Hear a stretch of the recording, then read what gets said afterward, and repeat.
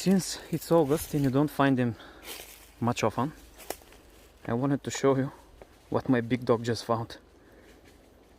That is a huge truffle, and it's August, so it's really rare.